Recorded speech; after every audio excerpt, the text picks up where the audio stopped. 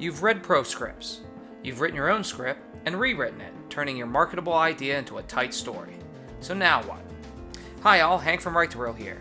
Today we'll be giving you tips on how to find places and people to query once your script is where it should be. Step 1. Writing a stock query email. The first step is to write a brief yet interesting query letter.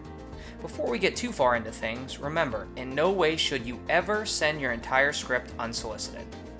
And while on the topic of unsolicited, some companies won't accept your material, or they'll have an automated reply stating they don't accept unsolicited material in any form. If you know this about a company ahead of time, go ahead and skip them, moving on to other places. The good thing is there are lots of companies out there to query. At the same time, if you didn't know and you receive a reply about no unsolicited material, don't sweat it too much since it's more or less a CYA measure on behalf of the company and their legal team. Okay, back to it. Brief yet interesting. So what should that include? Leave space in the opening for the person's name. Mr. or Mrs. if you're going the formal route, first name if you're comfortable with that, or in some cases unsure if you're addressing a male, female, single or married individual. Generally speaking though, you should do a quick search on the person knowing their situation before you query them. So why personalize the opening? Think about the mail you get addressed to our neighbors at, to the residents of. Do you keep it or just throw it in the trash? The same principle applies here. If you didn't take the time to address the individual personally, why should they take the time reading your email, let alone considering your script? So once you open, list any credits you may have to your name. This is something I've added recently to my own queries based on interviews I've read with creative executives. So the pecking order for your credits should be as follows: production credits if you have any, previous options, contests won or finals made, writing education, etc. If you're a new writer and don't have anything to add here, do not panic. This is a quick opportunity to set yourself apart from the countless other queries the individual receives. It also signals to the recipient that someone else has said yes to your work in the past, which it opens them up to it slightly. However, if you've absolutely nothing to put in here, consider other options. Are you part of a screenwriting group? Have you worked in the past in smaller production capacities? Is your background specific to the idea that you're pitching? Now, do not read this last question as an opening to say, "This is a script about my life story." People generally see that as a turnoff. After your credits, explain via a single sentence why you're emailing them. I have a script I'd like you to read. Sending this current project out for consideration and would love to send it to your company, that sort of thing. Be polite, but don't be bossy, and don't oversell it. This is the greatest script you'll ever read, kind of overselling. Now, the most crucial part of the entire letter, your logline. Regardless of how you want to define it, this sentence or two should grab the reader's attention and allow them to visualize your idea as a movie. We won't spend a lot of time on what makes a good logline since we cover it extensively in our articles and forum discussions, but this portion of your letter needs to be interesting and not just to your friends and family. As you query, the logline may also be something you go back and rework if you're getting limited results. So after the good stuff, close the letter down. Script available upon request. I'll gladly email you a copy if interested. Those sort of things. Try your best not to sound repetitive in relation to your after credits statement. Then, thanks, your name, get out. Should you include a phone number? Not really. Email's a logical place to open a line of communication. So now you've got your letter done and ready, where to next? Step 2. Finding places to query. Here you'll need access to information on two things: what's selling and the contact info for who's buying. What's your script's genre? This is a logical place to start mining intel. Look up other scripts that are selling or currently in production similar to your project. Services like the tracking boards and Variety carry this information and are affordable so long as you're serious about what you're doing. Picking a source. Try to find both current and past spec sales. The more patterns you can build for your genre, the better. Once you see what's selling, and more importantly who's buying, go to places like IMDb Pro for extended information on this company. You should be looking at if your script fits into their production preferences. Was that sci-fi comedy something this company makes on a regular basis, or is it a one-off purchase that gets stranded in development hell?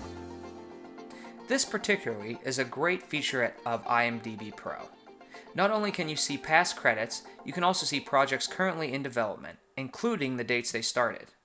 So for instance, if that sci-fi comedy script was option purchased back in 2002 and still in development as a random outlier in this company's wheelhouse, you might want to skip them if your project is similar. Once you find what seems like a good fit, list 2 or 3 people to send a query email to for that company. Why? Querying someone is almost as bad as rolling the dice in a contest. In this case, you have to catch the recipient at the right time and in the right mood. Second, most of these individuals receive countless queries a week, so it's highly unlikely people will be comparing notes on an email they skimmed then deleted. However, if you're still nervous about them sharing a cubicle, vary the days and times you send the email. Just make sure to keep track of what went to whom and when. Okay, you've written down your 3 names and email addresses. Now what? Address each accordingly and fire them off. But what if you can't find the email address or it's not listed on IMDb Pro? Here's where things get a little tricky. Don't give up, since Google is our friend, and with a little creative searching, we'll probably locate the correct info. Here I'd like to give a shout out to our friends at Done Deal Pro, another handy set of forums. The best part about their forum, most of the time you don't even have to ask for contact info. By Googling a person's name with Done Deal Pro at the end, generally you'll turn up valuable information like the email structure for the person you're trying to reach and notes on the demeanor of that person. If that fails, there's still one helpful trick left. Find the company website and put that into a search engine similar to johndoe@prodco.com. You may not find the exact email for the person you're trying to reach, but 9 times out of 10 you'll find someone else's email and see the email structure for that company in the results. Lastly, you can always canvass all options with the old-fashioned first name at, first initial last name at, first and middle initial last name at, etc., etc. Again though, only on the extremely rare occurrence will you need to do this if you've tried the first 2 search tactics. After that, you simply send the query, lather, rinse, repeat. Step 3.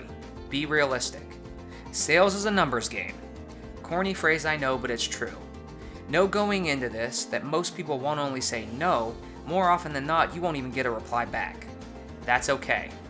One of our members who's been extremely helpful and encouraging in the querying section of our forums used techniques similar to this.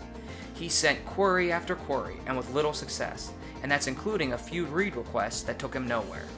It only took that one producer who read and liked the script enough, and now, that same member just made the 2015's blacklist.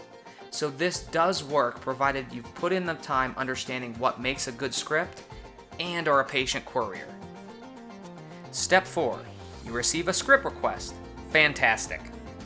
You could get a request within an hour of sending the email, or it can come weeks later, leaving you wondering when you contacted this person.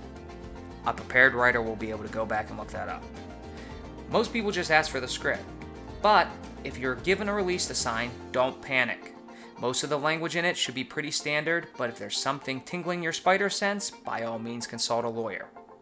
Realistically speaking, it's cheaper for a company to option your idea and rework it than to steal it completely.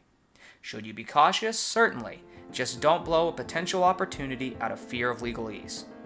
Once you send the script, continue to query. A read request is not a sale. You'll send X amount of emails until you receive a request, and wait through X requests until you get a yes. So again, lather, rinse, repeat. In the meantime, continue writing. 1 script isn't enough, nor 2, nor 3, etc. Set aside time to query a few names each day, but by all means do not allow it to become a distraction from writing. Should you follow up? In my opinion, absolutely. People are busy, and the fact that they've requested your script signals they're interested in checking out your idea and your execution, but sometimes work stacks up and you get lost in the shuffle. Wait 2 or 3 weeks and then send a reply email. A single polite sentence will suffice as a gentle reminder they requested your script. For instance, asking if they have any questions generally does the trick. If they're still interested, they'll get back. If they've read it and passed without letting you know, well, what's one more email without a reply? Note, following up does not give you license to be annoying. Constantly pestering someone about your script isn't going to win anyone over. It's going to get you on the wrong sort of blacklist. Well, maybe not, since I doubt that sort of thing actually exists, but you take my point. In closing, first and foremost, you should be reading professional scripts or those that recently sold if you have access to them, getting your own writing where it needs to be. This can't be stated enough. Don't try to take shortcuts telling yourself, buyers will see the beauty in my idea, even if it's not perfect. You're the rule, not the exception, and by cutting corners with an underdeveloped script, you'll be wasting valuable opportunities with professionals. Second, if your writing's where it should be, it's time to pull up your pants, tighten that belt, and go sell that sucker. If your plan is to sit around waiting for someone to stumble onto your creative talent, you'll be waiting a very long time. So that's that. Any questions, please use the comments below. And if interested, links to the website I mentioned in this video can be found in the description. If you found this video helpful, please share, like, and subscribe. Then check out our other in-depth screenwriting discussions at writetoreel.com. Thanks, and write your butts off.